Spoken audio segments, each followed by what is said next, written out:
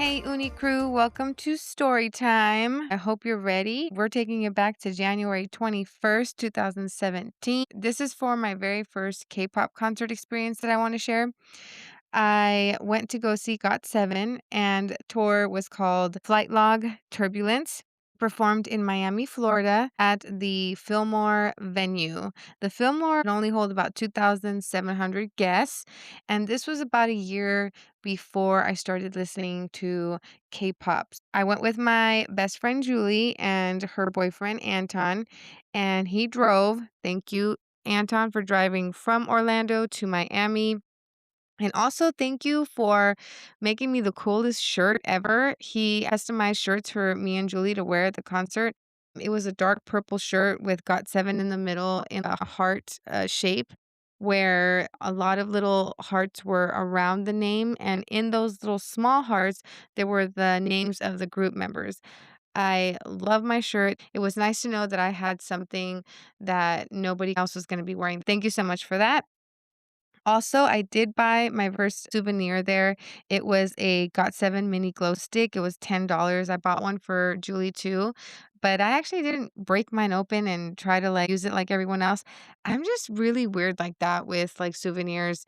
I know I shouldn't do that because at K-pop concerts we have light sticks and we got to use our light sticks. But we got there, we parked, we got out to get in line. The line was out the door. It was even across the street, around the corners. I was like, "What the heck?"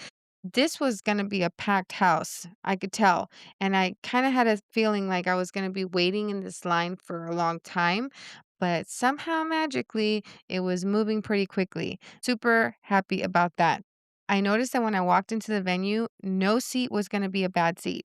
This was the type of venue where you're not looking like ants to the performers and vice versa. Our seats were right behind the control booth, so we were in a really good spot, and I think our ticket came with some stuff. I'm pretty sure I have a Got7 poster and something else. Everybody got a paper ticket with a number on it, and the lady that was handing them out was like, "Hold on to these, you're gonna need them for later." She didn't tell us what for. I thought somebody's gonna win a gift basket. No, no, no, no, no. I was so off. Wasn't that at all. Something even better, but I'll get into that. Thing I didn't expect at my first K-pop concert was how aware I was of the age gap. I was 31, and I remember looking around and thinking, "Okay, am I about to feel out of place?" Because a part of me was nervous about how I'd be perceived, especially seeing so many younger fans. But what surprised me was how quickly that feeling faded once the music started. And I realized we were all there for the same reason. It reminded me that fandom really doesn't have an age limit. And so once that music starts, I just turn into a little fangirl, and that's pretty much it. I just forget about everything around me, and I'm just enjoying the music and the vibe along with everyone around me. And I think this is what makes K-pop concerts so addicting.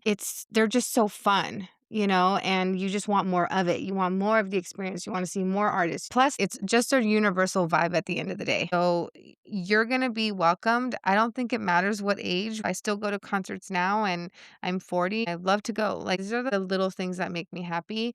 Anyhow, getting back to the story, there's chairs out on the stage. Something's going to happen. And here we go. They started to come out on stage, and then everyone went crazy. They kind of sang like a slow song. It wasn't like one of these fired up songs like Hard Carry. I thought they were going to come out and do some dancing. Okay. I see. We're gonna be taking it slow right now. JB, Mark, Jackson, Young, Jay, Bam, and Yugium. They were all up there. Uh, my bias is JB, but Jackson for sure was the wrecker that night. I couldn't stop looking at Jackson. He was so handsome, but he was such a gentleman too. Whoever marries that man, lucky you, because he's gonna be a great dad. The way that he treats people with respect, his mom brought him up the right way. I'm telling you this from what I've seen. He has a lot of courtesy. He's just gold. Do not let go of somebody like that. But yeah, he wrecked me the whole freaking night for JB. And JB was unfortunately a little sick. He was under the weather. These guys are training for years, and then to get up there when you're sick and they still have to perform, that's pretty tough. When you're not feeling your greatest, you really don't want anything but rest. So I felt bad for him that night. Towards the middle of the concert, this is where those paper tickets came in. And this is where you realize that this paper that you have in your hand, this little ticket with some numbers, is basically going to hold your fate if you're called. I was trying real hard to keep it in a place where I knew I could easily access it because I had a feeling this was going to be important. And it was.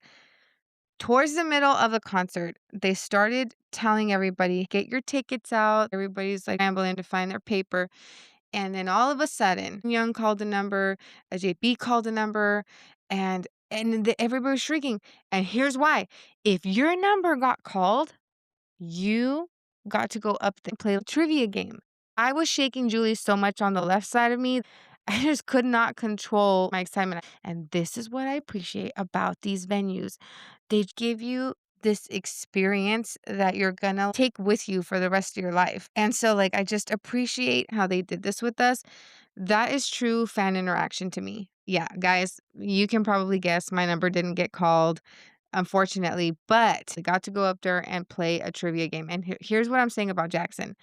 So the girl that got Jackson, she had a larger purse, and she had it like over her shoulder and she was carrying it up there. And he shook her hand, introduced himself, and even held the bag for her. Every girl was starting to scream, me included. Yes, friends, I screamed at this moment because they're already gorgeous, and they can already sing and dance. But those little things that you get to see, like their human side, is so unique and special. I can't say enough good things about Jackson. He's a great artist as well, a solo artist too. He's got really good songs. But yeah, so all the girls started screaming. All the other members had the girls that they pulled the numbers. But JB's girl, that fan, she just had an interesting look. And I think all of us, including me, were very confused of like why she looked so pouty. And she really did look pouty. Here you are up there on stage and you're going to be looking at us. You're facing the audience and you're looking like this. And even when she was up there on stage with JB, now remember, he's still sick. He actually raised his hand at one point to try to participate in the game. And that girl takes his hand and brings it back down. And I think that's probably the point where my mouth dropped for sure, I know that. I just was probably in so much shock. Did she just really do that? What is going on here? And so I think everybody was stunned. I mean, I looked around and I saw other girls, with their friends, and they were just kind of looking at each other like in disbelief. That's when I knew for sure that this was not normal because we just didn't understand why she was acting like that. It's interesting looking back. It's kind of disappointing to know that that happened at my first concert, but either way, it is what it is. And I didn't understand what was going on, but luckily, I found out through Jerekmel. I know I think I'm probably saying that wrong, but I'm gonna spell it for you. Jrekml. He is a popular YouTube content creator known for his K-pop music video reactions. He started his content around 2011. He's very popular. I love his videos. They make me laugh. He's so funny. And I also met him, but I can't go into that right now. Okay, gotta go back. So I went onto one of his reaction videos and he was there at this concert. I didn't know that he was there. I couldn't believe it when I saw his video. We were actually there the same night that he was there, the same exact concert.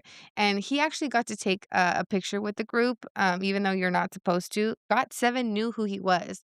They let him take a picture of all of them, like up there together on stage.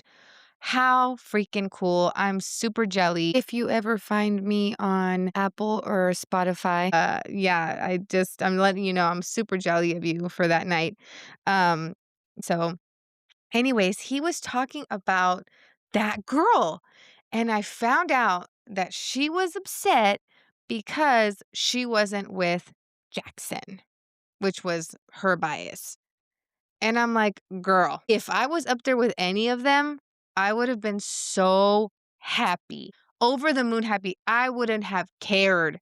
As long as I was up there, I just don't get it." And it really upset all of us. And he even said on that video, like, I was gonna say something about that night, but everybody else already did it for me. They pretty much roasted her. So nobody had to do anything. It was just kind of like, how disrespectful. Like, I don't know how you could be a true fan of a group like that if you're gonna act like that. That's just something that I just don't get. If somebody could please DM me or write me for me to understand that part, I would appreciate it. But I just wanted to say that I love the concert. They performed and they sing so well, and it's because of that rigorous training that they have to do for years before they debut. I just love how when they can move and sing and dance and they have all this energy, they're happy and they're giving you their all and they sound so good. The singing with the dancing is what gets me every time. I've tried to do it just in my living room and no. Like I would need more years of training to try to get the best voice control I could, but it's not easy. I'm sure it's not easy for them. So yeah, it was so fun. I really enjoyed their concert. Back then, the concert ticket, I don't even think I paid 200. I think it was probably around 150 to 167, which was like pretty dang decent. I still have my glow stick, guys. It's my little souvenir. And I just had a great time. After the concert, we did end up going to eat fried chicken. How convenient, right? Like to eat Korean fried chicken after you went to a K-pop concert. But that's what we did. We went to Windward Walls and we went to this restaurant that doesn't exist anymore. The name of the restaurant is Sakaya Kitchen. And this also happens to be the first time that I ever tried Korean fried chicken. And I just remember it being different than what I thought. I was kind of just comparing it to regular Buffalo Wild Wings or like Wingstop, but this was actual like fried chicken. And I remember wanting to just have it mild because I don't do good with like spicy food. And I know that's kind of like unfortunate because a lot of Korean ramen is pretty spicy, but I don't use the whole packet even when I make Korean ramen. I just go in drop by drop just to see my spice level. But anyhow, the Sakaya Kitchen is permanently closed, and the only information that I found about it on Instagram was that it was replaced with a restaurant called Society Barbecue. And it says on the website that Society Barbecue Midtown Miami has taken over the place of Sakaya Kitchen, and it will reopen Sakaya Kitchen in the future. When will that be? Who knows? That's all the info that's given on their Instagram page. But with that being said, my good friend Ariane also happens to be part of the Uni crew, gave me this super cool book called The Korean Culture Dictionary as one of my Christmas gifts. Thank you very much. It's the best thing ever. This book is so cool. Written and compiled by Woo Sung Kang and edited by Edward Leary. And the book is so interesting. It has all kinds of things explained from kimchi to K-pop and K-drama cliches. So anything you want to know about Korean culture is basically in this book.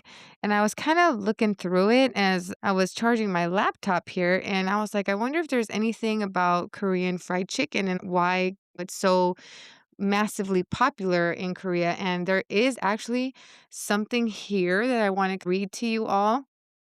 It says fried chicken. It's a dish Koreans love so much that they even call it chinunim, meaning chicken god. Is more than just food. It's practically a religion. Korean fried chicken has become a worldwide sensation adored by locals and foreigners alike. When Chun Sang-yi famously said chimek, which is chicken and beer, on snowy days, in the mega hit K-drama My Love from the Star, the reaction from Chinese viewers was nothing short of explosive. People lined up in front of Korean fried chicken restaurants in Shanghai, and the Chimek Festival in Ningbo, China, drew over 460,000 visitors in just 4 days. That's a lot of people. Back in Korea, there's even a tourist spot called Chicken Camp where visitors can sample Korean fried chicken in every imaginable flavor. That sounds so fun. I would definitely spend the whole day just trying chicken. I would not eat breakfast and I would just go there for lunch, trying every flavor that I could. Every flavor that wouldn't be burning my taste buds off, obviously.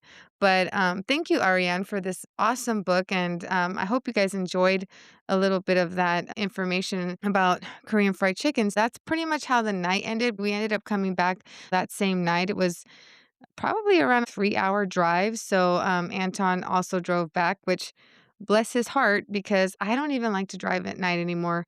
I don't know if that's just like an older thing now that I'm getting older, but the white lines are getting harder to see. And so I'm just not a big fan of driving at night. And before we close this episode out, I do want to give a shout out to our lounge listeners because this has actually been a long time coming. It's overdue. I'm super sorry that this has taken me so long, but I'm getting to it now. So big love to Mary Beth in San Diego. She sent in some K-drama recommendations. She suggested 100 Days, My Prince, Under the Queen's Umbrella, and Embracing the Sun. Mary Beth, you've officially made my watch list even longer, and I can't wait to dive in. Thanks so much. My second shout out goes to Diana from Slow. She purchased the Skin 1004 Light Cleansing Oil from Costco. She's used it for 3 days and she already started seeing results. Diana mentioned that she has dry skin and has tried other American skincare and did not like how it made her skin feel. She said it made her skin feel weird. But I did have the opportunity to ask her what made her want to purchase this.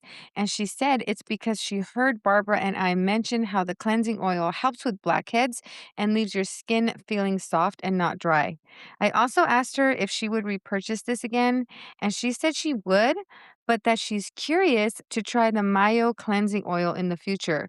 Diana, thank you so much for writing in, and I'm so glad you're on the road to beautiful, healthy looking skin. Quick note before we wrap up, I finally made a link tree. So all the links are together now: podcasts, socials, everything's there linked in my bio. Thanks for hanging out with me in the lounge today, and I'll talk to you soon.